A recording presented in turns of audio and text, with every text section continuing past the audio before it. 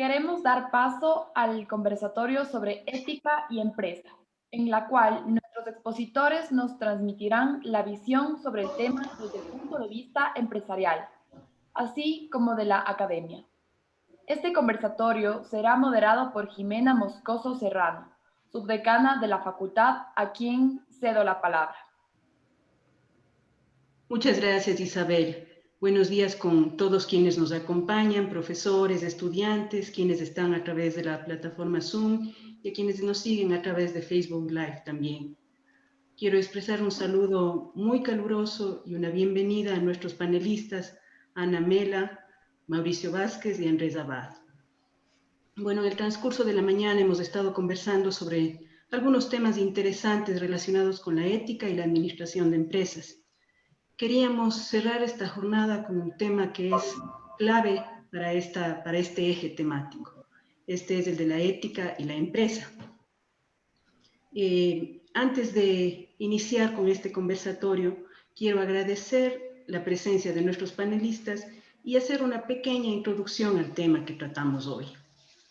Las empresas no solo son células económicas que aportan al crecimiento de un país, son también células sociales, responsables del bienestar de sus colaboradores, de la calidad y atributos de los productos y servicios que ofrecen a la sociedad, de la eficiencia y prudencia de sus procesos, que deben garantizar productividad sin dañar el medio ambiente. En este contexto, resulta preocupante la cantidad de escándalos corporativos que observamos hoy en día y las cifras astronómicas involucradas. Preocupa la irresponsabilidad social de muchas empresas, la falta de probidad de los funcionarios públicos y la pasividad de los gobiernos y de los ciudadanos frente a estos eventos. No es aceptable la búsqueda de la maximización de las utilidades, minimizando la responsabilidad social.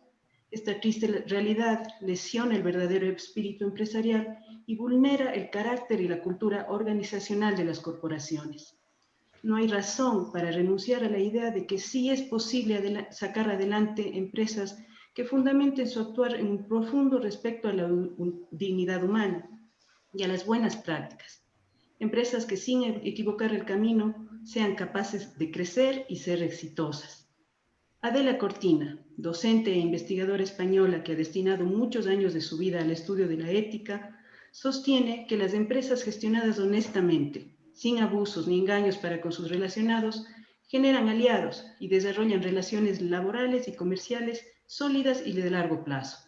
Y concluye que la ética es rentable para las empresas. Fernando Savater, por otro lado, afirma que la ética es una empresa para toda la vida. La historia de cada ser humano debería aferrarse a esa empresa. Nunca nadie debería presentar su renuncia o jubilación a esta empresa que menciona Savater. Los esfuerzos como este congreso son los que nos ayudan a buscar evitar que estas renuncias sucedan. A continuación, para iniciar el conversatorio, quisiera recordarles a quienes nos acompañan que pueden colocar sus preguntas en el chat, indicando para quién está dirigida. Para dar paso a nuestra primera expositora, Ana Mela, me permito leer un resumen de su currículum. Ana es Bachelor of Science in Languages and Linguistics por Georgetown University, Master of Business Administration también por Georgetown University. Actualmente se encuentra desarrollando su trabajo de investigación como parte del programa de doctorado en gestión de empresas ofertado conjuntamente por Centrum, Escuela de Negocios de la Pontificia Universidad Católica de Perú y Maastricht School of Management de Holanda. Ana trabajó por muchos años en la subsidiaria de la empresa Kimberly-Clark para Latinoamérica, desempeñándose como directora regional de talento humano, en donde recibió varios reconocimientos por sus prácticas profesionales, mismas que fueron replicadas globalmente. Uno de estos reconocimientos se otorgó por su contribución a la construcción de una cultura ganadora que obtuvo el reconocimiento externo como Great Place to Work número 1 en América Latina y número 4 a nivel mundial. Ana también es fundadora de la empresa Talent International en Lima, Perú, la cual desde el año 2013 hasta la fecha presta asesoría a las empresas para mejorar su desempeño comercial a través de la gestión estratégica del talento humano. Además, se desempeña como docente en Pacífico Business School en Lima, Perú, en donde enseña temas relacionados con la gestión y retención del talento humano, y colabora también como profesora en Centrum Católica Graduate Business School en el Departamento de Estrategia y Liderazgo con especialidad en temas de gestión de talento. Adelante, Ana. Muchísimas gracias por estar con nosotros. Muchas gracias a ustedes. Muchas gracias. A ver, vamos a...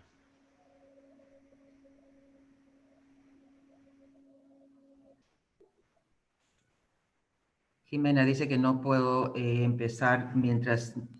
Ya, ok.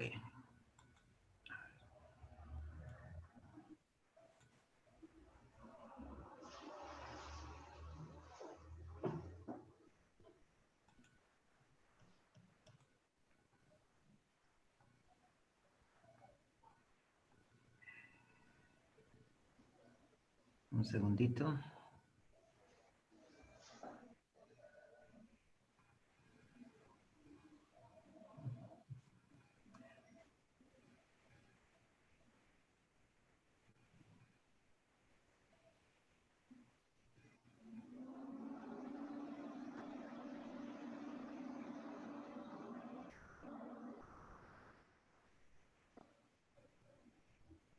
Se está viendo el slide que sigue, ¿correcto? Así es, Ana. Tenemos dos imágenes en la pantalla. Ya, lo que estoy tratando de ver es como acá. Ok, perfecto.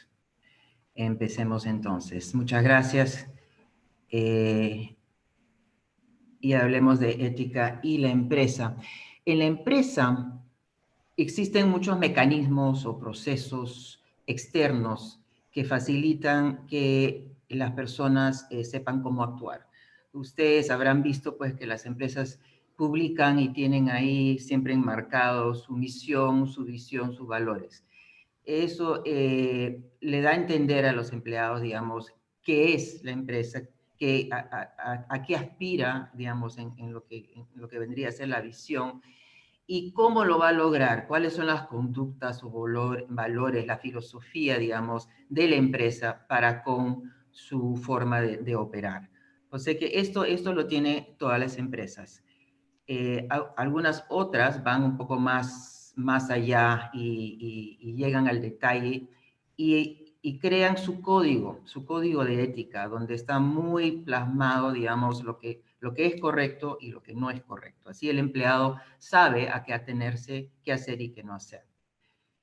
Inclusive algunas empresas tienen lo que le dicen the hotline, la línea roja. Y es una forma de, es una línea de teléfono, un teléfono donde uno puede denunciar de forma anónima cualquier acto ilícito o sospechoso. Yo justamente vengo de una empresa donde gracias a este mecanismo y desde Latinoamérica, un país de Latinoamérica, se denunció y se destapó una red de fijación de precios que después se conoció como el cartel de pañales. Muy lamentable hecho, pero gracias a este mecanismo y a ese empleado ético y honroso y valiente, se destapó eso y bueno, obviamente esto causó mucho tumulto interno, salieron muchas personas, se corrigieron y bueno, y la empresa volvió a ser la empresa ética que siempre ha sido y corrigió pues esta conducta impropiada. O sea que este mecanismo, de acuerdo a mi experiencia, fue muy valiosa. Y también existe, digamos, la reputación en el mercado, digamos, cómo es visto la empresa. Muchos ahora compiten para ser vistos como ciudadanos corporativos responsables. Así que todo esto es lo que uno ve, la parte externa de lo que apoya y ayuda a que la empresa, digamos, respete su ética. Pero ahora vamos a ver esto, y esto es algo que francamente a mí me causó mucha sorpresa, y es un estudio muy reciente que se hizo en Estados Unidos, donde 1 de cada 4 empleados encuestados dijeron que a veces, a menudo o casi siempre se sienten presionados para actuar de forma poca ética en el trabajo. Francamente, esto es preocupante. Y me pregunto, si nosotros hiciéramos esta encuesta acá en nuestros países, ¿cómo sería? Yo creo que lamentablemente podría ser hasta peor. Y esto es la verdad donde radica el problema y lo que tenemos que corregir en nuestra sociedad. Y me puse a pensar, ¿dónde nace la ética? Y cuando yo pienso, por ejemplo, en mi caso particular, donde yo me considero una persona ética. Ahora, ¿pero y por qué? ¿Y cómo me convertí en una persona ética? Y a la mente viene inmediatamente mi padre. Mi padre era una persona recta, correcta, seria, íntegro, un hombre de palabra. Y sin enseñarme, sin ser consciente de esto, su ejemplo me formó. Y yo, gracias a él, a ese modelo, yo sé qué hacer y qué no hacer. Y así, en muchos de ustedes sucede lo mismo, ¿no? Gracias a nuestros padres tenemos modelos que nos enseñaron cómo comportarnos de forma ética.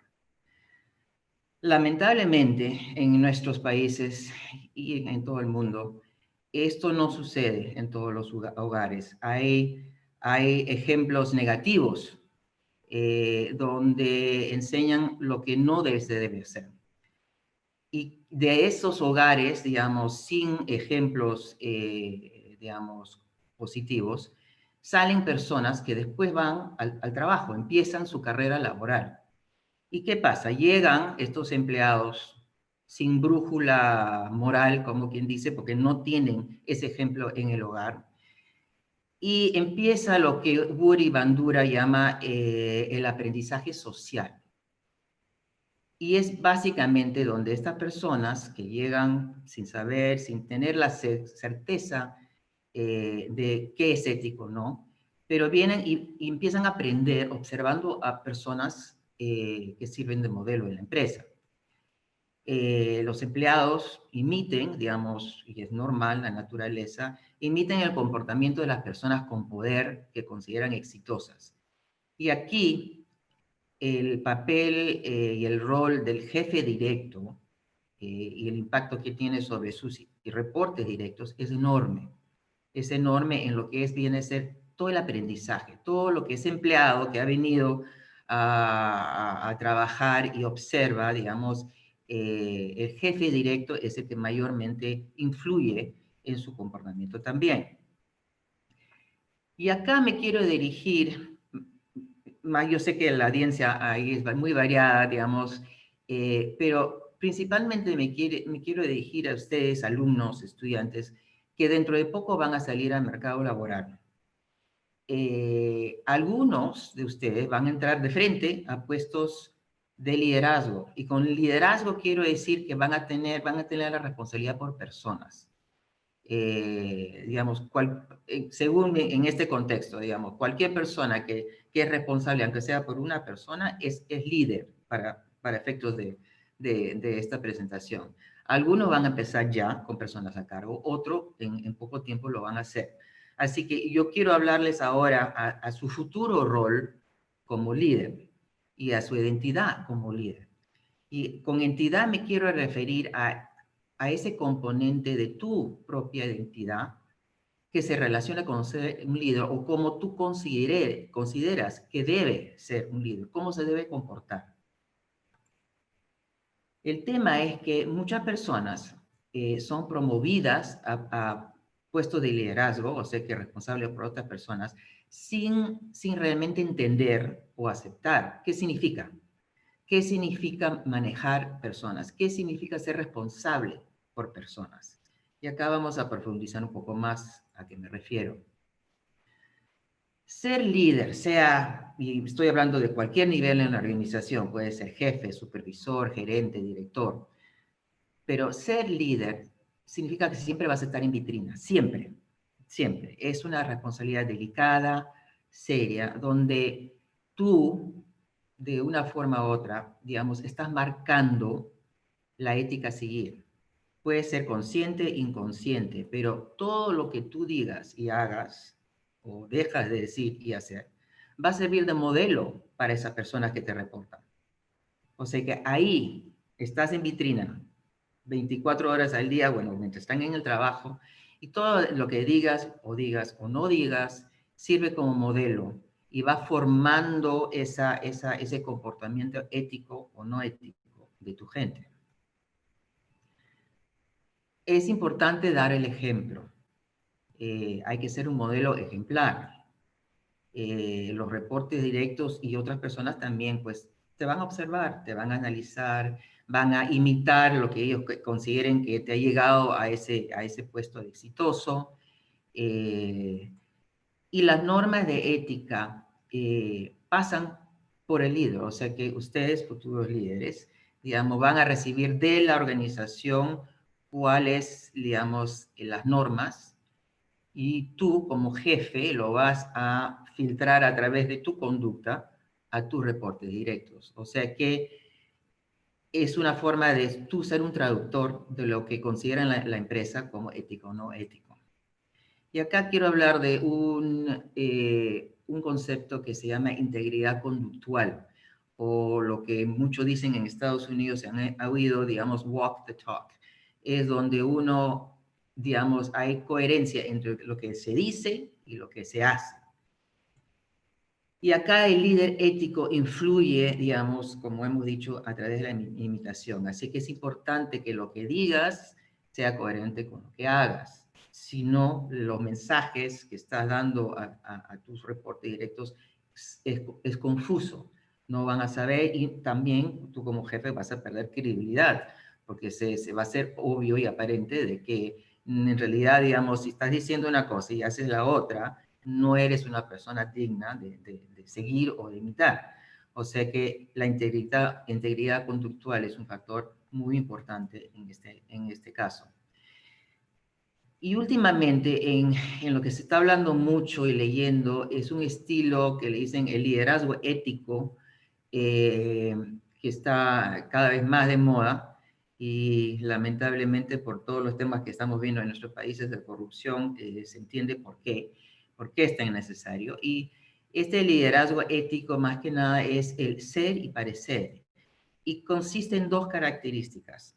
Es a nivel persona, digamos, demostrar que eres honesto, confiable y que te preocupas por lo demás, pero ya a nivel con tu rol organizacional de jefe, supervisor o lo que sea, gerente, es mostrar de forma visible que efectivamente eres un líder, digamos, digno y honesto y confiable. O sea que nuevamente el liderazgo ético es ser y parecer a la vez.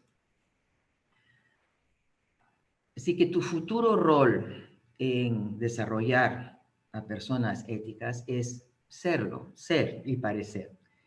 Y acá yo quiero mostrarles una estadística que espero que les inspire un poco de temor, francamente. Acá yo les quiero asustar con esto. Fíjate, más del 90% de los reportes directos escogen a su primer jefe como su líder ejemplar, la persona que más influyó en su carrera. Piénsenlo. Pronto ustedes van a salir al mercado laboral. Pronto van a ser jefes. Van a tener personas a su cargo.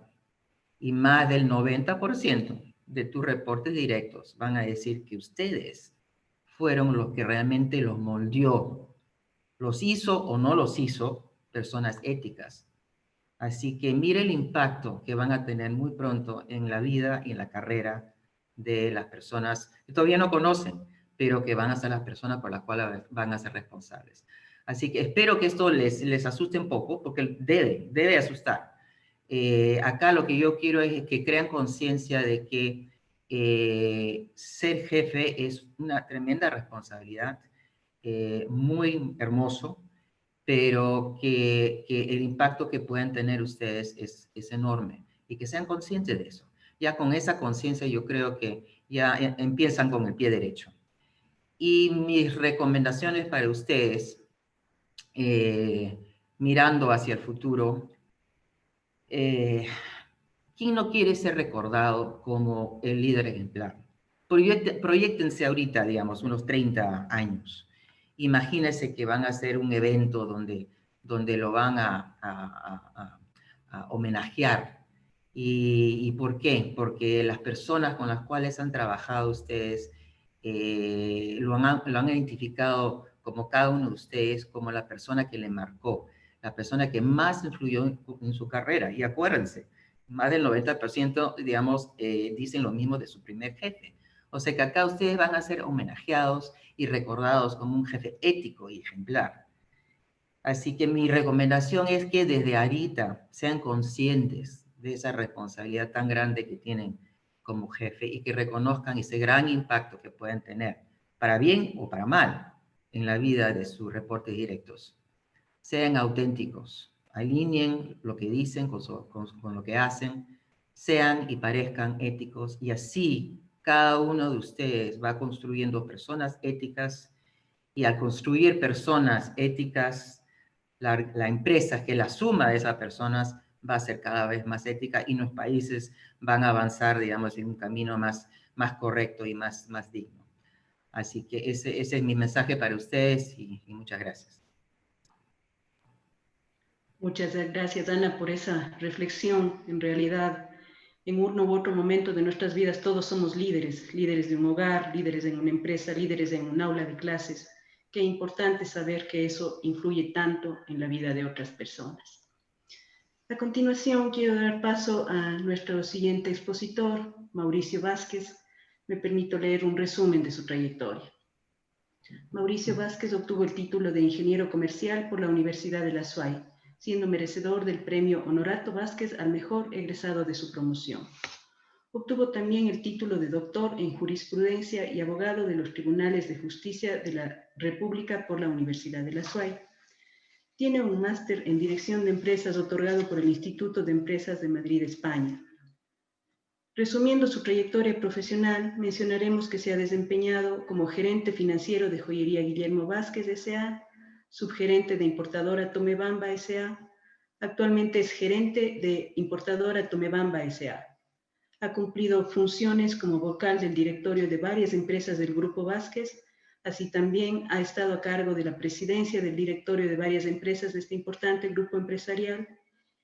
Además, ha realizado actividad docente como profesor de finanzas corporativas en la Universidad del Pacífico y profesor en distintos programas de maestría en temas relacionados con las finanzas. Mauricio, muchas gracias por estar aquí. Adelante, por favor. Muchas gracias, Jimena, señores panelistas y participantes en este importante evento. Para mí siempre es motivo de satisfacción y de orgullo regresar a la Universidad de la SUAY. Yo considero que la Universidad de la SUAY es mi casa, en ella me formé. Más adelante fui profesor durante casi 10 años en programas de maestría de administración de empresas, entonces los lazos y los vínculos que me unen con la universidad son muy profundos. Voy a compartir una pantalla, ustedes me avisan si es que la pueden ver. Un momentito.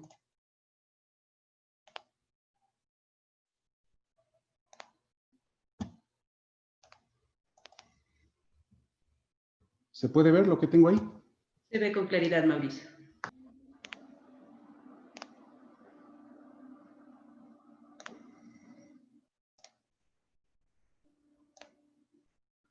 Gracias.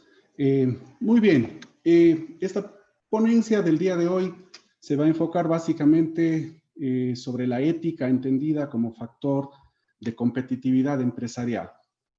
¿Qué quiero decir con esto? En primer lugar, decir que quienes estamos en el manejo de empresas entendemos que las empresas permanecen en el tiempo y tenemos una visión de largo plazo, o al menos así es como concibo que debe entenderse a las empresas.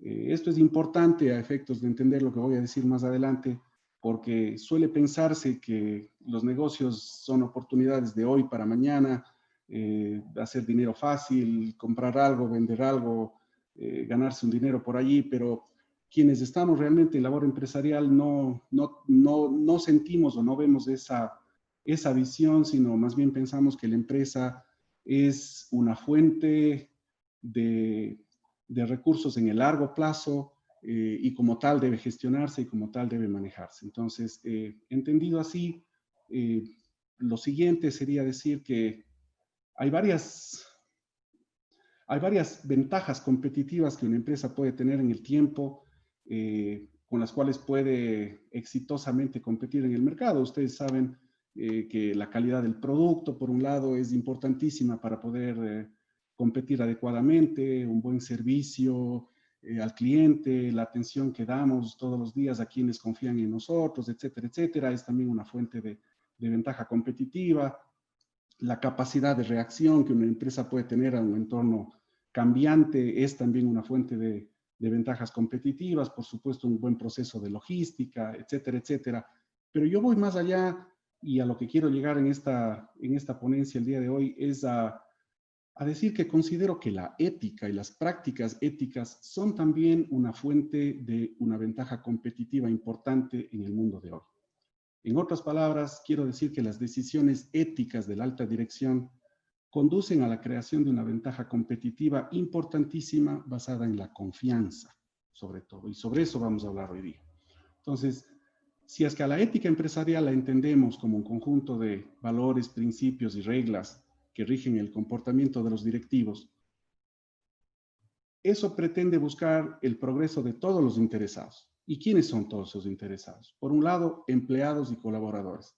Las decisiones éticas de la alta dirección necesariamente influyen en el ánimo, en la forma de trabajar de empleados, de colaboradores y finalmente la toma de decisiones éticas lo que consigue en el largo plazo es crear un equipo comprometido, es crear un equipo, como decimos aquí, con la camiseta bien puesta, un equipo que se identifica no solo con la empresa, sino con los valores y los principios que esa empresa pretende trascender.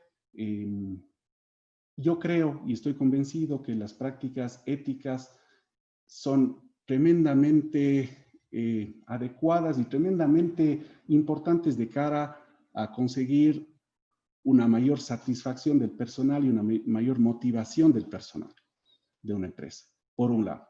Por otro lado, creo que la actuación ética de los directivos influye necesariamente en los proveedores, y cuando me refiero a proveedores me refiero no solamente a aquellos que confían en nosotros y nos venden desde materia prima o productos para luego comercializarlos, etcétera, sino que estoy pensando incluso en proveedores como los bancos, por ejemplo, proveedores de servicios financieros, etcétera, etcétera.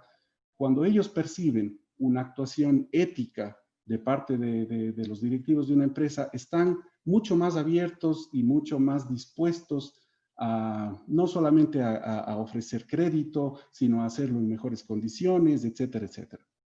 Entonces, yo creo que si una empresa pretende manejar una buena relación con sus proveedores de bienes, de servicios, de recursos financieros o de lo que fuera, una de las mejores formas de hacerlo es a través de una actuación ética y consistente a lo largo de su vida.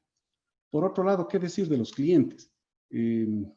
Actuar éticamente consigue de alguna manera fidelizar a los clientes. Yo he puesto ahí, como ustedes ven en la presentación, los clientes a los que se les denomina apóstoles. ¿Quiénes son? Son esos clientes que se identifican con las marcas, con los productos, con los servicios que puede ofrecer una empresa. ¿Y cómo se logra que esos clientes adopten ese nivel de fidelidad hacia lo que uno vende o hacia lo que uno comercializa o hacia lo que uno ofrece? Yo creo que buena parte de eso tiene que ver con una actuación ética consistente. Como decía la profesora Ana Mella hace un momento, tiene que ser de forma coherente, consistente, permanente. No hay ética hoy y no ética para mañana. La ética tiene que estar permanentemente en todo momento. Obviamente a la sociedad, al entorno, el hecho de que una empresa actúe de forma ética significa la posibilidad de conseguir una respetabilidad importantísima que se va materializando cada vez más en resultados, y finalmente eso deviene en los accionistas de la empresa, porque esos resultados satisfactorios que todo accionista busca cuando invierte dinero en un negocio, pues se obtienen de mejor forma cuando precisamente en la sociedad esa empresa logra un espacio importante a partir de su actuación y de su forma de comportarse a lo largo del tiempo. Yo creo también que resulta importantísimo emplear un sistema de indicadores como un factor para sostener las decisiones éticas en el tiempo, y me he permitido poner allí una expresión que dice: no se puede gestionar aquello que no se puede medir. Cuando hablamos de decisiones éticas, yo creo que también hay que medir esas decisiones éticas y sobre todo los impactos que esas decisiones tienen. Entonces, si estamos hablando, por ejemplo, de un equipo comprometido, en el caso de empleados, hay que medir qué tan comprometido está ese equipo y hacerlo de forma secuencial. Hay que permanentemente estar mirando el estado de satisfacción de personal, el estado de compromiso que tiene el personal para con la empresa. Se puede medir el índice de rotación del personal. Yo creo que una empresa con un índice de rotación de personal bajo claramente demuestra que la gente está contenta con su trabajo, que se identifica con la empresa, que se siente cómoda con lo que está haciendo, y un índice de rotación muy alto de personal puede indicar exactamente lo contrario. Entonces, a eso es a donde quiero llegar. Creo que todas estas cosas no deben quedar solamente en palabras, sino que finalmente tienen que ser medidas de tal forma que la dirección de una empresa puede estar segura de que su actuar de forma ética está siendo además útil al desarrollo de la empresa. Todo esto que hemos dicho me lleva a pensar en algo que podemos definir como el círculo virtuoso de la ética empresarial. ¿Qué quiero decir con esto? Que cuando la dirección de una empresa toma decisiones éticas o fundamenta su actuar en decisiones éticas, consigue, por un lado, colaboradores motivados que hacen mejor su trabajo, que logran consolidar de alguna manera una cultura empresarial ética al interior de la organización. Eso a su vez se transmite hacia los proveedores, que se sienten, como decíamos hace un rato, más comprometidos, más seguros, que tienen más confianza en la empresa, porque ven el actuar ético y consistente de esa organización. Y claro, eso deviene naturalmente en clientes satisfechos, en un entorno satisfecho y en buenos resultados para los accionistas. Entonces, de alguna manera, lo que yo quiero decir con todo esto es que la toma de decisiones éticas se vuelve cada vez más importante de cara a conseguir un factor de competitividad importante en las empresas hoy por hoy. Para ir terminando, podemos decir que es cada vez más importante que los principios de una organización se plasmen en un código de ética. Es muy bonito hablar de ética y se pueden decir muchas cosas de la ética, pero mientras no estén plasmadas por escrito y exista el compromiso de todos los participantes de una organización de respetar esos principios, de respetar esos valores, puede ser una declaración lírica y no trascender y no llevarse nunca a la práctica. Entonces es importante que todos los principios de una organización estén debidamente plasmados por escrito en un código de ética, que sea debidamente suscrito por los diferentes funcionarios, por los diferentes empleados y directivos, naturalmente, de una organización. Por otro lado, creo que es muy importante que se desarrollen prácticas de buen gobierno corporativo que se fundamenten en principios éticos. Aquí quiero hablar de 5 puntos que creo que son tremendamente importantes. La transparencia y oportunidad de la información. Hoy por hoy no nos podemos permitir empresas que escondan situaciones en sus balances, de empresas que escondan diferentes situaciones en su operación. Creo que las empresas exitosas son empresas que sean lo suficientemente abiertas para que puedan compartir la información con sus funcionarios por un lado, con sus accionistas por otro, y con la sociedad en general por otro. Yo creo que la transparencia es muy importante hoy por hoy, y creo también que el establecimiento de canales de comunicación es tremendamente importante. Y aquí me refiero a canales de comunicación dentro de la organización. Creo que los líderes tienen que estar abiertos a conversar y a escuchar y a ser escuchados también por todos los elementos de una organización. Creo en los organigramas más planos, en los cuales la alta dirección está de alguna manera más cerca de todos los funcionarios que forman parte de una compañía. Y creo también en una política de puertas abiertas, en la que los líderes tienen que estar siempre dispuestos a escuchar a su gente, a admitir sugerencias. Hemos escuchado a veces ideas tremendamente importantes que no se nos ocurrirían a ninguno de nosotros y que de pronto salen de las personas que están en el campo, de las personas que están en el día a día, de los que están en los talleres, de los que están en la fábrica, de los que están en los diferentes estamentos de una organización, y creo que es muy importante lograr esa comunicación con todos ellos. Por otro lado, creo también que es importante la independencia y la objetividad de los órganos de gobierno. Creo en los directorios cada vez más participativos, en los directorios que incluyen miembros independientes, que no son solamente miembros relacionados a los accionistas de una determinada compañía, porque eso le brinda mucho más objetividad al quehacer empresarial. Creo también en las prácticas de auditoría de primer nivel. Esto de alguna manera está relacionado con lo otro que hablábamos antes, con la transparencia y la oportunidad de la información. Creo que a través de una práctica de auditoría bien hecha se puede demostrar a todos los stakeholders, a todos los involucrados, lo que realmente una empresa hace y pretende hacer. Y por último, creo que también es tremendamente importante el fomentar prácticas de responsabilidad social. Una empresa no puede ser exitosa solo para sí misma. Una empresa tiene que ser consciente de su entorno, tiene que ser consciente de las cosas que están pasando alrededor y aprovechar parte del éxito que es capaz de generar para revertir eso en generar prácticas de responsabilidad social, que pueden ser prácticas de diferente tipo, de ayuda, de fomento a programas de desarrollo de la colectividad. En fin, hay muchísimos ámbitos de los cuales se podrían conversar.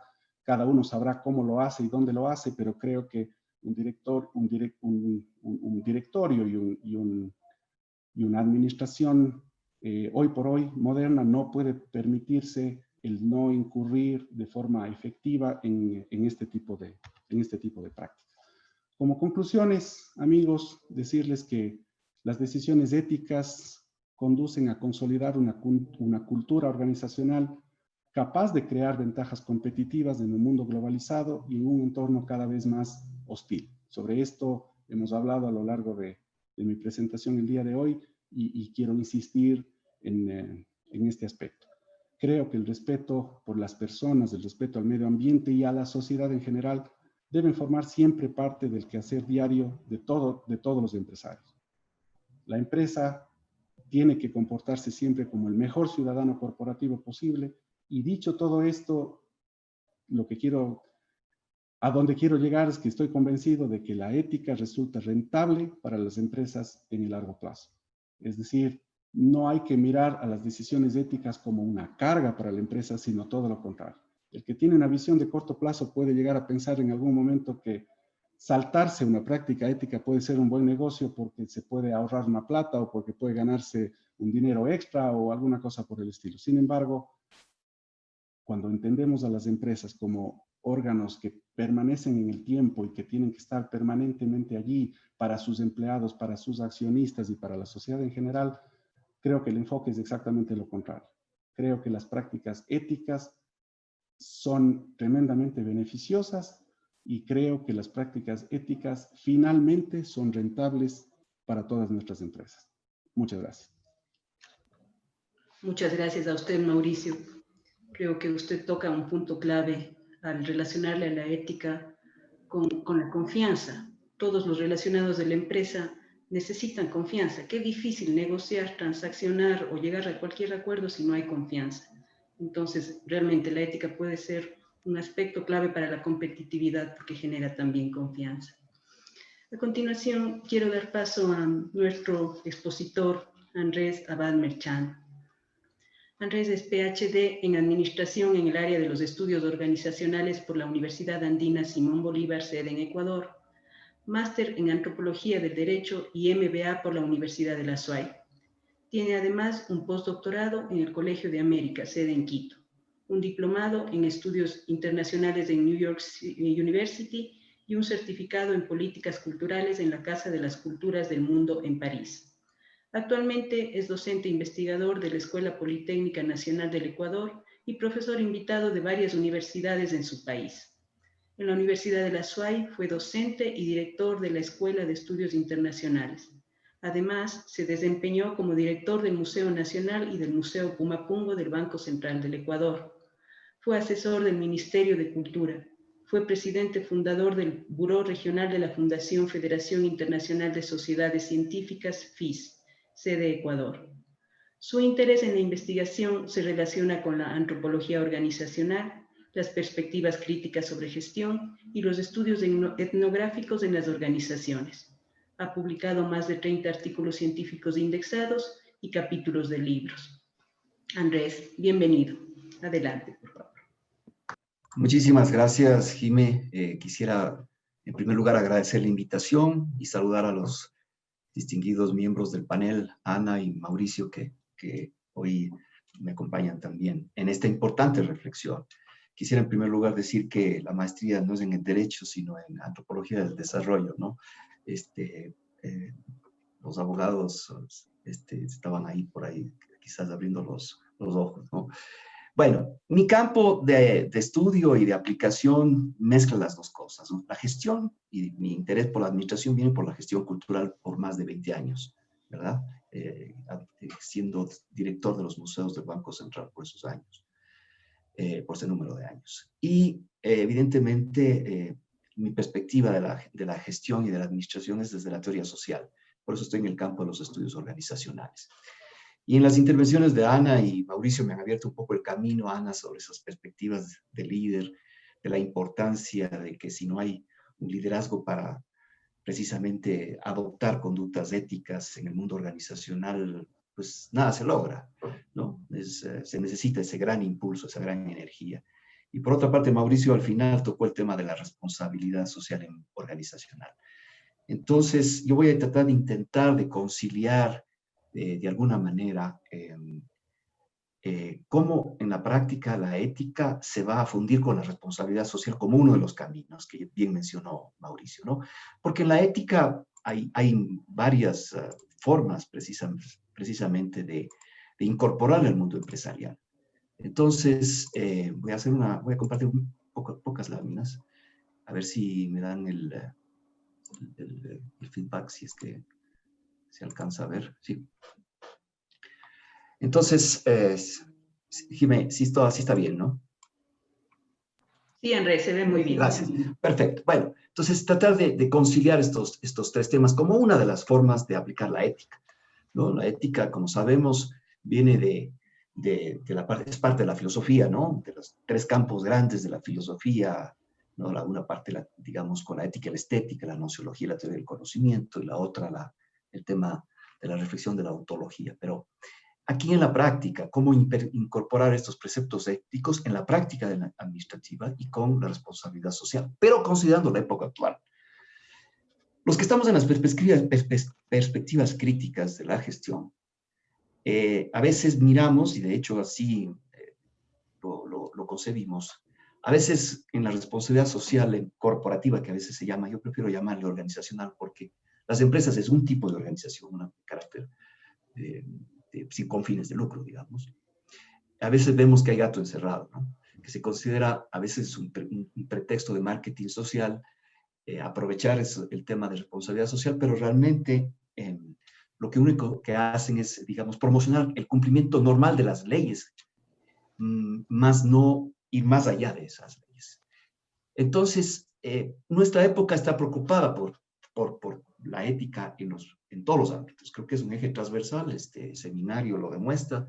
Nosotros nos ha tocado el tema con la administración, pero toca la educación, cuando a mí me tocó ser decano del Instituto de Altos Estudios Nacionales, el decano del Centro de Gobierno y Administración Pública, y trabajamos mucho en lo que es el gobierno abierto y el gobierno electrónico, ¿no? El gobierno electrónico como una parte del gobierno abierto.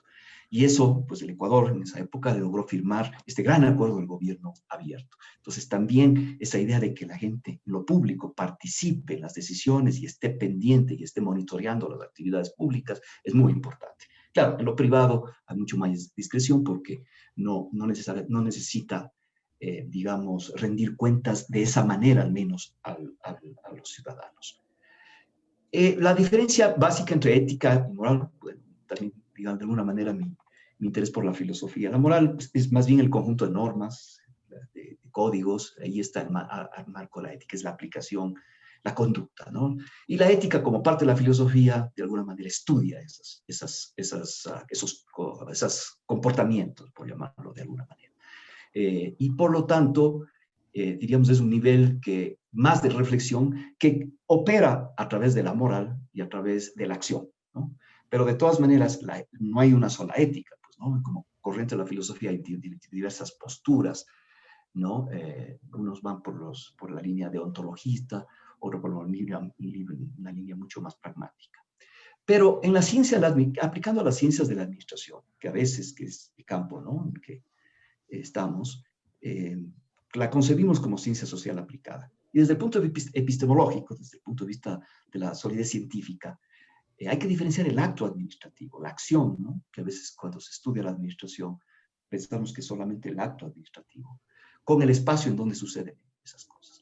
Entonces, el objeto científico, diríamos, del estudio de la administración, en términos generales, son las organizaciones.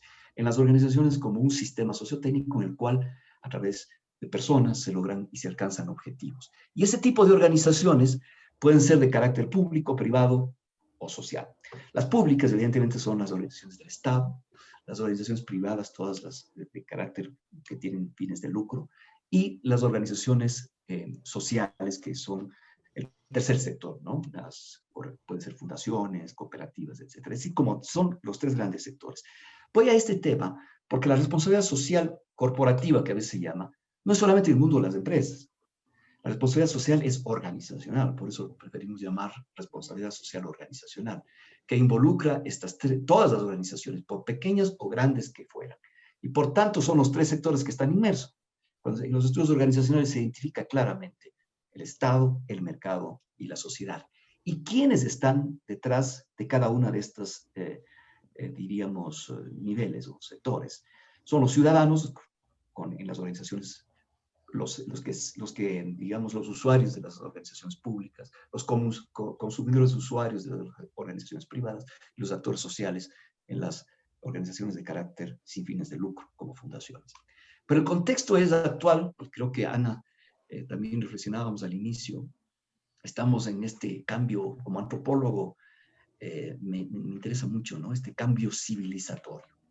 No podemos hablar del antropoceno, una conferencia entera, y de la revolución 4.0. Solo quiero mencionar a lo que Yuval Noah Harari, el actual, digamos, filósofo, pensador de moda, nos dice que esta época nos ha tocado la aceleración de la historia. No es que la historia se acelera, pero los cambios tecnológicos han hecho que situaciones que podían demorar mucho tiempo se hayan vuelto vertiginosas y se haya producido un cambio a través, sobre todo, de la tecnología, lo que estamos viendo hoy. No era impensable un seminario de esta naturaleza hace poco tiempo, y además de una forma ahora, con esta experiencia de varios meses, de una forma tan digamos, que fluye, ¿no? Fluida, en el sentido de todo este cambio. No voy creo que hay muchísimo de esto para reflexionar. La historia, quienes viven la historia en un tiempo dado normalmente no son conscientes de lo que sucede. Las personas de la Edad Media no sabían que vivían en la Edad Media, sino después de los nombres se los da por la historiografía. Lo mismo va a suceder ahora. Este pequeño cambio, este pequeño gran tiempo, va a ser estudiado y demoraremos mucho tiempo para asimilar lo que realmente sucedió, aparte de las crisis económicas que justo ayer analizábamos con un profesor. Digamos, el efecto económico de esta situación de pandemia ha sido también algo notable. Bueno, ¿y cómo insertarlos? Una de las formas, como dice Amaro en su libro, en sus textos de administración, como académico me apoyo en él, la idea de responsabilidad social yace en el centro de esta etapa de desarrollo moral en el mundo de la administración, que ya mencionó también Mauricio. Entonces, no olvidarse de eso. Entonces, esa es la idea de que voy a desarrollar, a ver, ok, ya en la responsabilidad, cómo la ética se inserta. Y ya en las teorías que dice, justo Mauricio se refería a varias formas, ¿no? Diríamos, he puesto aquí unos 7 puntos fundamentales, ¿no? El inicio de la responsabilidad social organizacional, a veces llamada responsabilidad social empresarial, otras veces se llama responsabilidad social corporativa, es el inicio de la visión filantrópica, ¿no? Ahí, desde la perspectiva crítica de la administración, de los Critical Management Studies, que es de la línea que de alguna manera me permito seguir, es muy escéptica, ¿no? Es decir, no es un asunto de filantropía, no es un asunto de mirar de una manera paternalista. Luego vienen, entre otras, por ejemplo, la pirámide de Carroll, que voy a mostrar una imagen. Esto es simplemente un listado. La ISO 26000 habla de la responsabilidad social organizacional. Curiosamente, la forma en que se redactó fue una forma distinta a las otras normas, porque tuvo que ser negociada. De alguna manera aquí participaron las empresas hasta cuándo podían ceder, digamos, ¿no? Porque es un tema también complejo, porque en el mundo empresarial ya, en las organizaciones privadas, no es muy fácil porque además se entiende que detrás está los stakeholders, la necesidad de rentabilidad, eficiencia y eficacia.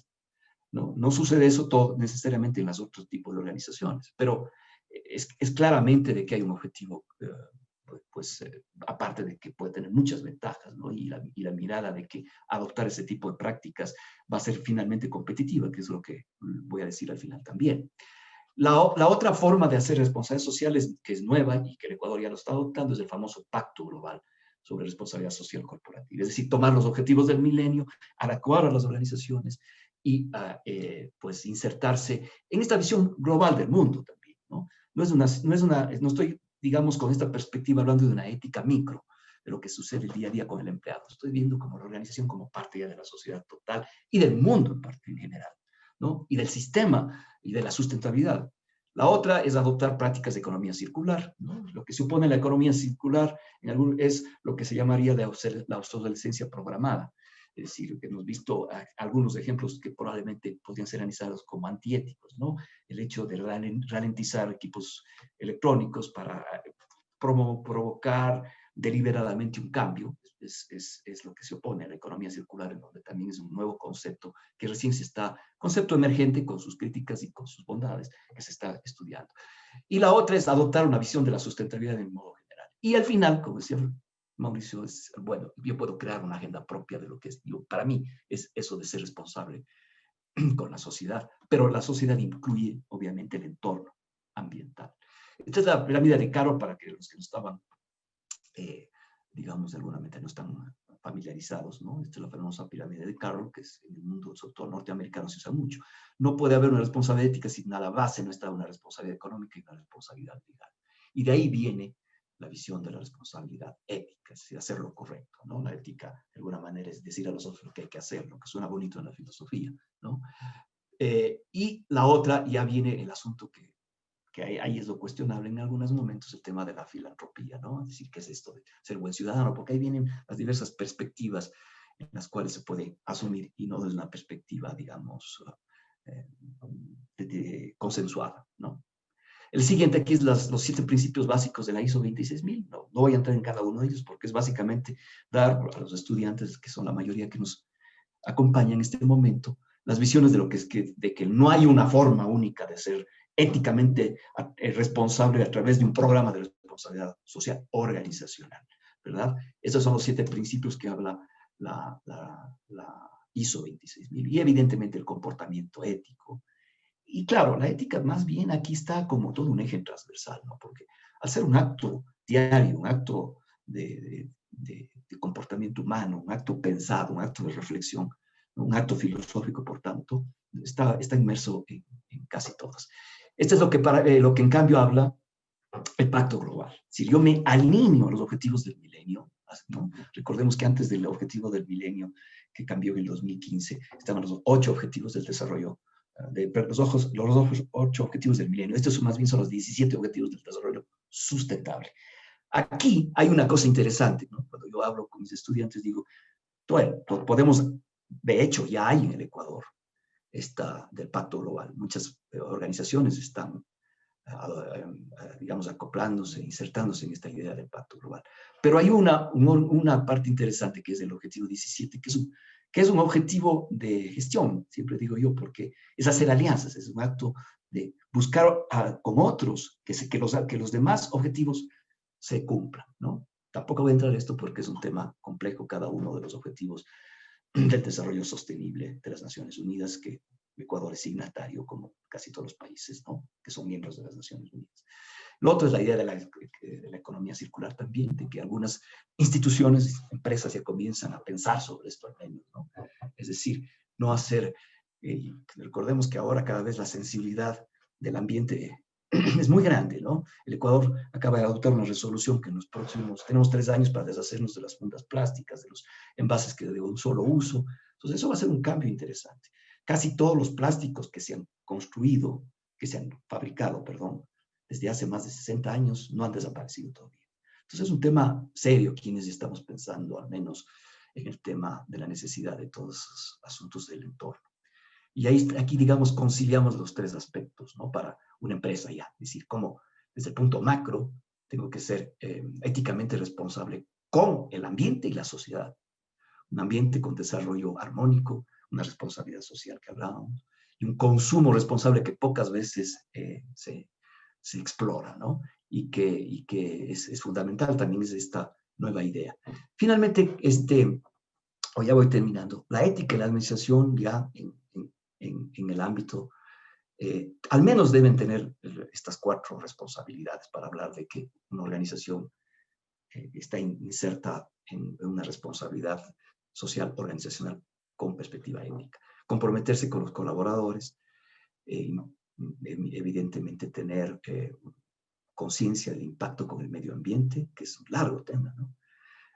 Ofrecer a los usuarios soluciones sustentables, ¿no? Es decir, pensar también quién es el cliente, el usuario, que en el caso del sector público, el ciudadano, que es importante, pero verdadero compromiso con ellos, y activar con ética hacia la sociedad, si no podemos pensar en eso, ¿no? Y el último, evidentemente, ya aquí, que va con la idea de Mauricio, ¿no? ¿Para qué? Ya finalmente. Decía que puede ser la mejor estrategia de negocio a largo plazo. Entonces, justo eso, ¿no? Si no pensar de que estas prácticas también tienen un efecto, sobre todo en las empresas, ya hablando de ética empresarial como organización con fines de lucro. Es una estrategia importante, es parte de una estrategia. Es decir, vamos a ganar con este tipo. Puede dar una visión de la competitividad, como ya lo mencionaron, que te facilitará una apertura hacia lo global, una mayor facilidad de conseguir créditos, la confianza en la sociedad y muchos otros temas, ¿no? Y también en los grupos de interés. Es decir, hay mucho que hablar sobre el tema de la ética, diversas formas de entrada, desde la perspectiva individual a través del fomento del liderazgo consciente, hasta las prácticas internas y, por supuesto, las empresas y las organizaciones en relación a la ética con las prácticas relacionadas con el entorno y la sociedad. Eso es lo que quería decir. Muchas gracias. Muchas gracias, Andrés. Usted trae a colación temas tan interesantes, que están de moda de cierta forma, pero que es importante abordarles con esa percepción. El expositor que nos acompañó en la mañana resumió los ODS en pocas palabras y dijo que los 17 ODS se podrían resumir como fomentar la vida digna. Creo que eso es un mensaje interesante también. Bueno, ahora voy a dar paso a las preguntas que hemos recibido de nuestros estudiantes y participantes.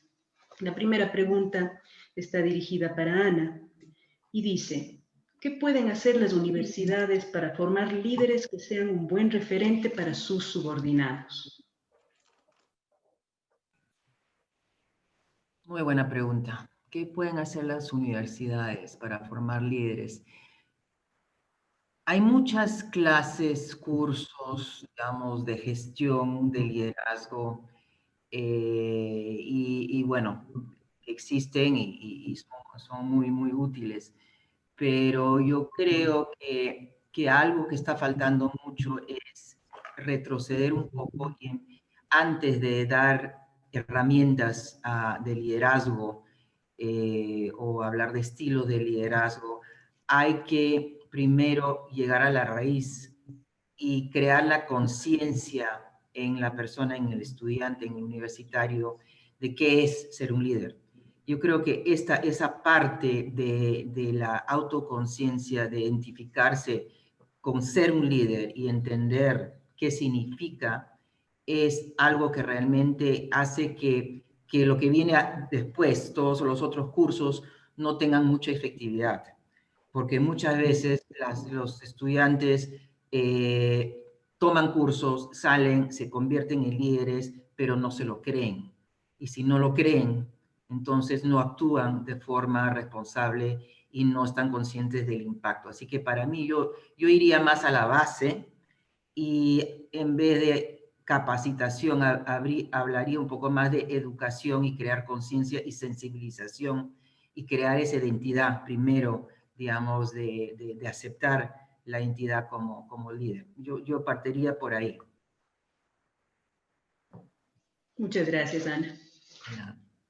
Tengo una segunda pregunta, esta está dirigida para Mauricio. Usted mencionó que las prácticas éticas motivan al personal. ¿Podría ampliar esa afirmación? Definitivamente. Yo estoy no solamente convencido, sino lo hemos visto en la práctica, que el actuar ético, el actuar de manera correcta, causa un incentivo tremendamente importante en la gente. La gente se siente identificada con una empresa que actúa de manera ética. Los empleados que quieren ser éticos y los funcionarios que quieren ser éticos, precisamente lo que esperan es que su alta dirección y su empresa se comporte de una manera correcta. No quiero pensar en lo contrario. O sea, qué triste debe ser para una persona que va a trabajar en una empresa y se encuentra con que su empresa, que al final es su casa, que es donde están sus compañeros de trabajo, donde está la gente con la que se rodea y se ve todos los días, es una empresa que actúa de una forma antiética o incorrecta. Yo creo que el personal más efectivo y el personal más productivo es el personal que se encuentra satisfecho, el personal que se encuentra contento, el personal que se identifica con su lugar de trabajo y creo que sí, que la actuación ética de los directivos consigue precisamente eso. Gracias, Mauricio. Andrés, le voy a transmitir una pregunta para usted. ¿Cómo fomentar el consumo responsable y de quién es esta responsabilidad? ¿Corresponde a los gobiernos, a las empresas? Esa es la pregunta. Ya, muy bien. Primero, como todas las cosas, ¿no? Primero se genera la necesidad de la conciencia digamos, en líderes y pensadores, ¿no? Pues eso suele tener influencia a grupos de lobbying para que se generen las leyes. Y luego, el Estado, sobre todo para regular la sociedad, emite disposiciones y se logran tramitar leyes. Ese sería un camino. Pero el otro es el camino también de la resistencia, como que a veces no creemos que funciona. Hay grupos de resistencia. De hecho, por ejemplo, ahora, sobre el tema de la violencia a la mujer en Ecuador, estamos viendo qué es lo que está funcionando. Muchísimos, a veces, grupos de contestatarios de resistencia que hacen que haya una especie de, diríamos, de toma de conciencia en general de la sociedad. Yo creo que el camino debe ser de doble vía. Iniciar por la vía legal del cambio hacia el tema del consumo responsable. No puede ser posible que todavía permitamos ciertos productos que, en este caso, por ejemplo, el consumo humano, por mencionar un ejemplo, tengan niveles de contaminación, niveles de químicos que no son tolerables para el cuerpo humano, por mencionar un ejemplo. Luego, también viene el otro aspecto, ¿no? Como decía, y aquí entramos a la sociología, ¿no? Lipovetsky, cuando habla del modernismo, ¿no? de la hipermodernidad, se refiere a él. Algunos hablan de la modernidad líquida, como Bauman, etc. Montones de teorías. Pero Lipovetsky habla sobre una idea del hiperconsumo. El consumo es necesario, pero porque somos como colectividad. Pero cuando llegamos, sobre todo con el sistema económico que a veces es, digamos, desmedido, ¿no? Y por eso estamos hablando de corrientes que hablan del capitalismo consciente primero para entrar a un consumo consciente, ¿no? Aunque desde la perspectiva crítica, hablar de un capitalismo consciente sería un contrasentido, casi un oxímoron, como dicen, ¿no? Entonces, con conceptos que explotan cuando se juntan, ¿no? Pero hay otros que dicen, no, sí es posible conciliar un capitalismo social. Uno de los ejemplos es de Muhammad Yunus, el famoso banquero de los pobres y premio Nobel de la paz, ¿no? De economía, ¿no? Hubiera sido bueno que fuera de economía porque hubiera dado un ejemplo. Y entonces, parte de eso es esta idea de que estamos también, ya son ideas emergentes, ¿no? Esta idea de la economía circular que obliga también a un consumo consciente, a un consumo responsable. Entonces, por tanto, ya son actitudes que van desarrollándose como autoconciencia de la sociedad. No se puede cambiar del día al otro. Pero sí grandes campañas. Un ejemplo concreto también de un consumo consciente fue, aunque a veces no lo veamos, es que en el Ecuador todos los productos alimenticios tienen ese semáforo sencillo, ¿no? De mucha azúcar, media grasa y ¿cuál es el otro que no me acuerdo? Entonces, automáticamente creo que todos, al menos, digo, no compro absolutamente nada sin ver esa etiqueta y es como que algo que está merodeando. Entonces, de alguna manera, es un asunto de tomar conciencia también en las cosas que consumimos. Lo que me disgusta diariamente, para mí, es que todos los días, con todo el plástico que llevo, ¿no? Y que finalmente llegará al mar, como no se diluye, llegará en microplásticos y que cuando después consumo hasta algas, me va a llevar nuevamente hacia mi organismo, es que no hemos resuelto a veces problemas fundamentales. Yuval Noah Harari dice, bueno, se refiere a 3 grandes amenazas, ¿no? La primera es lo que él llama, bueno, evidentemente, la crisis, de la posibilidad de una crisis nuclear war. El otro, el gran tema de la crisis climática, que ahí está uno de los grandes temas que no queremos abordar como países. Estados Unidos va a volver, con el nuevo presidente, va a volver al Acuerdo de París. Y el último tema que no se entiende mucho es de la disrupción tecnológica. Es decir, no sabemos, a veces apostamos demasiado como un fetichismo de que la tecnología y el progreso, esa es la razón moderna que ya fue criticada de alguna manera por los filósofos de la Escuela Crítica de Frankfurt del siglo pasado, ya esta razón instrumental, el exceso de pensar de que hay una especie de religión del progreso. Eso no es así. Yo creo que ahí radica un tema fundamental. También abrir expectativas a que la sociedad se autoconozca y fomente este tipo de mejores prácticas. Yo creo que una solución así para decir rápidamente no la existe. Estamos en un proceso todavía de una toma de conciencia de esos temas. Gracias. Está sin audio, Jimmy. Gracias, Andrés. Luis Guerrero plantea una pregunta para Ana. Dice, además de crear líderes capaces, ¿consideraría usted enseñar también cómo trabajar en grupo para un mejor desarrollo personal y laboral? ¿Cómo trabajar? Sí, ¿me escuchan? Te escuchamos, Ana. Sí, por supuesto que trabajar en grupo va de la mano con el liderazgo y más, cada vez más, digamos, en nuestras sociedades y en nuestras organizaciones donde se requiere un trabajo grupal y mucho más pertinente en nuestra realidad donde ahora trabajamos de forma remota. Así que yo creo que el tema de trabajar como equipo y saber liderar en equipo y de forma remota va a ser cada vez más importante y bueno, yo creo que ahí también ahorita se está abriendo un nuevo estilo de liderazgo virtual, ¿no? Que eso vamos a tener que profundizar y seguir desarrollando. Pero sí, el trabajo en grupo es algo que también tiene que enseñarse a nivel de universidad. Gracias, Ana.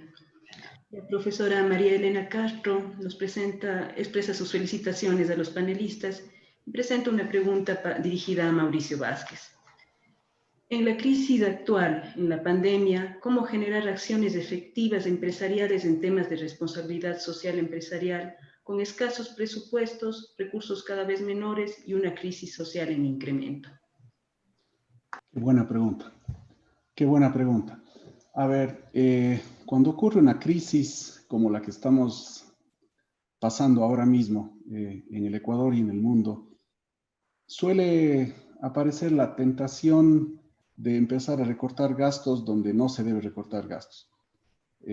Yo creo que el principal error de un directivo sería pensar en la responsabilidad social como el primer aspecto donde recortar.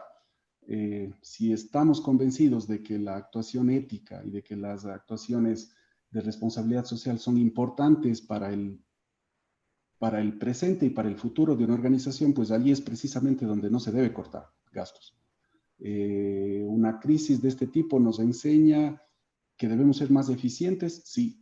Que debemos gastar menos, también. Que debemos manejar nuestros procesos de logística de mejor forma, por supuesto.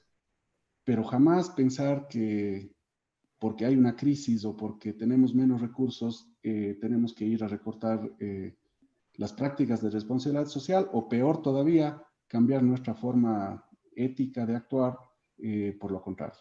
Entonces, me parece muy válida la pregunta, pero a quien la hizo y a quien nos esté escuchando, le invito a pensar que hay muchos otros sitios en donde se puede recortar gastos y ser más eficiente en una organización y no precisamente en las prácticas de responsabilidad social.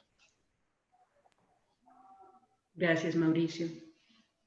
Voy a leer ahora una pregunta dirigida para Andrés, que la hace el profesor José Vera. Dice él, tengo la percepción de que una de las áreas más carentes de ética es la ley o el manejo e interpretación de las leyes. ¿Cómo pueden convivir la ética y la ley? Lo legal no necesariamente es ético.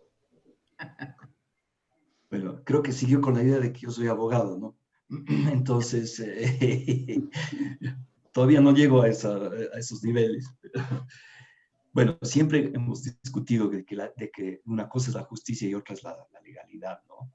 Hemos visto tantos, sobre todo en los ejemplos de la política contemporánea, y en América Latina en general y el mundo también, ¿no? En toda esa situación en que uno dice, bueno, la ley no tiene, no tiene suficiente peso para modificar o poder incentivar el que no se hagan prácticas éticas. Acabamos de ver de que la malversación de fondos públicos no distingue el monto en el cual se han malversado. Y hay gente que se ha condenado, que está por condenarse, que a través de la flexibilidad de las leyes va a pasar 2, 3 años en la cárcel y van a disfrutar de cantidades exorbitantes de dinero durante toda su vida. Entonces, quizás lo que están fomentando es a que eso sea más bien una forma natural de acción. Es decir, que yo me meto al político, hago ese trabajo, es decir, paso en cuarentenas, una cuarentena larga y después disfruto de todo. Es como que si fuese un acto deliberado y la mayoría de ámbitos parecieran que están corrompidos por esa falta además de ejemplo para la sociedad y para la colectividad. Yo creo que hace algún tiempo ya me desencanté de la política. Pero quizás hay algunos temas a rescatar. Sí creo que a veces esa idea de los movimientos globales que están pensando sobre estas alternativas del cambio, ¿no? Por ejemplo, este grupo por internet, change.org, que si uno se va sumando a esas iniciativas, puede ir fomentando una especie de conciencia colectiva sobre ese tema, hablando en términos jungianos, la psicología analítica, que puede ir generando una especie de contagio entre la mentalidad. No es una pregunta fácil que yo la podría responder, pero sí creo que bueno, cada uno responde por su actividad y mientras más pueda contribuir y fomentar ese tipo de prácticas, mejor, porque en algún momento creo que este cambio civilizatorio de la humanidad nos deja enseñanzas muy grandes. Nos deja enseñanzas muy grandes también ahora.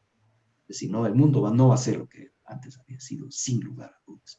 Entonces, en ese tema, lamento desencantarme de las leyes como el que distinguido profesor que hizo la pregunta y compartir con él el desencanto que viene implícita en la formulación de la interrogante. Gracias, Andrés. Bueno, tenemos una última pregunta que quisiera que la abordemos con todos ustedes. Dice aquí la pregunta que nuestra ciudad se encuentra analizando la implementación de una ley antisobornos. De ser posible recoger sugerencias de las empresas, ¿qué sugerencias deberían llegar a quienes se encuentran trabajando estas leyes? ¿Qué aspectos debería abordar esta ley para que sea eficiente y funcione de la manera que se espera? Ana, no es tu realidad, tú estás en Perú, pero no sé si es que la puedes abordar, si es que fueses un empresario, ¿qué pedirías que esta ley antisobornos incluya? Yo empezaría, digamos, incluiría un esfuerzo por empezar en la educación primaria. Yo creo que debería ser parte de toda una campaña de educación, empezando con los niños, porque antes de emitir una ley diciendo esto se prohíbe y años de cárcel si cometen tal y tal cosa, a la vez hay que ir formando una generación que considera que esos actos de soborno son incorrectos. O sea que yo lo atacaría no solamente la parte punitiva de la ley, pero la parte de la educación para ir formando a la vez la generación que no va a requerir más adelante esta ley porque va a saber que eso no se debe hacer. Así lo atacaría, digamos, por ambas partes, porque si no, digamos, va a seguir siendo necesario tener leyes para castigar porque las personas, digamos, no son capaces de distinguir lo que deben o no deben hacer. Así que yo creo que a la larga, si se trabaja de esa manera, sería mucho mejor para la sociedad. De acuerdo contigo. Mauricio, ¿qué nos comenta usted sobre esta última pregunta, por favor? A ver, yo estoy pensando en dos cosas, que de darse una ley antisobornos en el ámbito empresarial, que es lo que estamos conversando ahora, yo creo que hay dos temas que deberían estar incluidos en esa ley. Por un lado, la transparencia de la información, es decir, que cuando se genere, desgraciadamente, una práctica no ética de soborno, una cosa por el estilo, exista la difusión suficiente para que todos los interesados y la colectividad en general sepa exactamente qué pasó, cuándo pasó y por qué pasó, de tal manera que se pueda identificar plenamente a los responsables y el tema no quede en la impunidad, como desgraciadamente quedan muchos de estos actos. Eso por una parte. Y por otra parte, creo que también sería importante que en una ley de esa naturaleza exista una inhabilitación para seguir actuando. Es decir, yo creo que quien genera desde el ámbito empresarial una práctica de soborno para conseguir un contrato o para conseguir un favor o para conseguir alguna cosa de esa naturaleza y está debidamente demostrado, obviamente a través de un procedimiento judicial, debería ser impedido de seguir actuando, porque no es justo ni correcto que quien se comporta de esa manera pueda seguir en el ámbito empresarial. Gracias, Mauricio. Andrés, por favor. Bien, yo voy básicamente a mencionar un ejemplo de donde quizás sale esta idea de la ley, ¿no? Cuando estaba en el Instituto de Altos Estudios Nacionales, que es una institución de posgrados del Estado, trabajábamos con todas las entidades públicas, ¿no? Y precisamente ahí vino la idea, aparte de la idea del gobierno abierto, que también ya se está implementando, no sé, en los últimos meses, que ya no estoy en esa línea, pero ya implementábamos la idea del gobierno abierto como una forma de ética y de transparencia, sobre todo. Y hay una norma ISO también que ya comenzó a circular, la 37001, la idea de que las organizaciones públicas, en este caso, que es el ejemplo que quiero dar, implementen prácticas antisoborno. Y entonces eran programas de capacitación que íbamos por entidad, nos reuníamos, bueno, tenemos que implementar esa norma, era orden del Ejecutivo, realizar que todas las todas las organizaciones públicas, sobre todo el Ejecutivo, debían adoptar inmediatamente las prácticas antisoborno. Ahora seguramente, no la conozco y en detalle, seguramente ya se está trabajando en el siguiente paso, que es justo, ¿no? El tema ya de la ley, como hablábamos en el ejemplo anterior. Y evidentemente todos estos esfuerzos no vienen solos, ¿no? No es algo que solamente el Ecuador está haciendo. Seguramente esto ya obedece a todas unas prácticas en toda, al menos América Latina y, bueno, y supongo también que, bueno, de hecho en Europa y en Estados Unidos también debe haber leyes similares. Yo creo que en ese ámbito, ya digamos, el tema de la discusión está sobre el tapete, que es lo más importante. Yo quería solo dar ese ejemplo. Muchas gracias, Andrés. Bueno, quiero terminar este conversatorio, agradecerles muchísimo por su presencia, por compartir su tiempo, sus experiencias. Creo que salimos muy enriquecidos todos los que hemos tenido la suerte de estar en esta conversación. Gracias, Ana, Mauricio y Andrés, por estar con nosotros y por acompañarnos. Gracias a ustedes. No, gracias a ustedes por la invitación.